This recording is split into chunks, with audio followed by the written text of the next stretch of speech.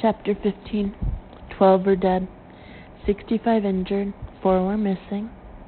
A crater more than 30 feet in diameter remained the only marker of where the heating plant had stood. The people of Munich had been told that an unexploded bomb from the war had gone off near an underground gas line. NATO was praised for responding so quickly to this peacetime emergency. After a few hours of desultory interest, even the tabloid press had gone home.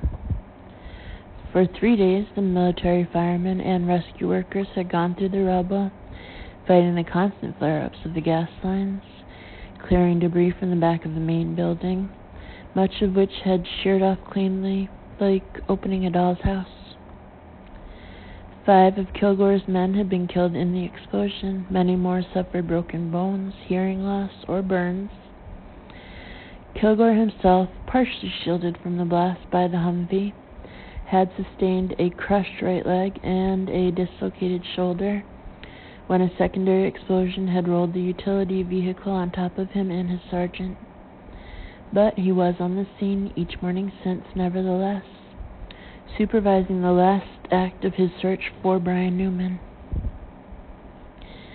The Institute lay virtually empty, a battered, abandoned monument. Its VIP patients had fled. Its community patients were gone. The Munich building inspectors had declared the West Wing uninhabitable and dangerous. But Tabbert could be seen wandering its corridors, looking into its empty rooms, straightening crooked pictures, a forlorn figure who now spoke only in monosyllables when he spoke at all.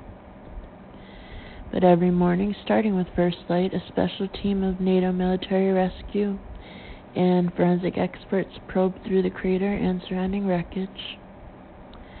Patricia and Cap stood by the crater on the 4th morning, watching in dumbstruck shock. Why was about all Patricia had been able to say in the last 3 days. Why? Cap couldn't remember the last time he slept. After being knocked to the ground in the explosion, he had hurried to the scene, helping where he could to keep the wounded alive until the emergency services of Munich could arrive.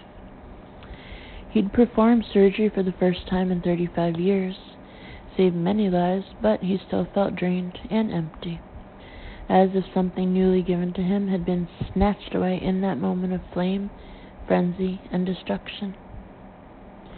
He forced that emotion, made himself wallow in it, because to contemplate the alternative, to repeat that thought that had, since the explosion, kept forcing itself to his attention, was too dangerous to consider. Patricia tapped him on the shoulder and pointed at some activity in the tent that had been set up for the forensic people. They slowly walked over.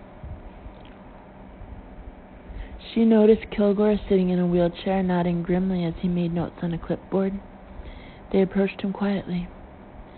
"Captain," she said when he finished writing, "what's going on?" He looked up at them with a dour expression. "It's over," he said flatly. "What?" "It's over. They found Newman, or what's left of him, anyway." "They're sure?" Patricia sounded torn between relief and disbelief. Kilgore nodded. "They're sure. We got prints, blood typing, and preliminary DNA results." He gestured at an examining table in front of him. Cap moved in behind the technicians and pathologists who were bent over the table. "Man," one of them joked, "that must have hurt." "Ouch," another said. "Shut up and start preserving them," the lead pathologist said as he gently lifted the torn-out little finger with a pair of forceps. Lying next to it was a torn-out little toe. Cap turned and walked away. His car had been heavily damaged in the explosion, so he walked around to the front of the main building where NATO soldiers were performing taxi duty for the remaining VIPs. He got into the back of one of the olive green staff cars. 25 Ramberstrasse.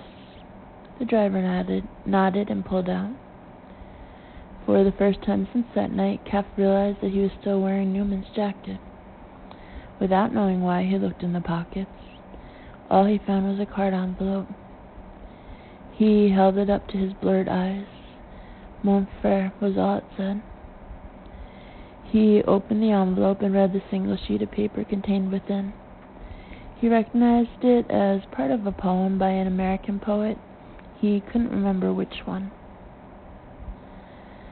Thy soul shall find itself alone, mid dark thoughts of the gray tombstone, not one of all the crowd to pry. Into thine hour of secrecy, be silent in that solitude, which is not loneliness. For then the spirits of the dead, who stood in life before thee, are again in death around thee, and their will shall overshadow thee. Be still. Cap smiled, folded the note, put it back in his pocket, and easily fell asleep in the back of the car.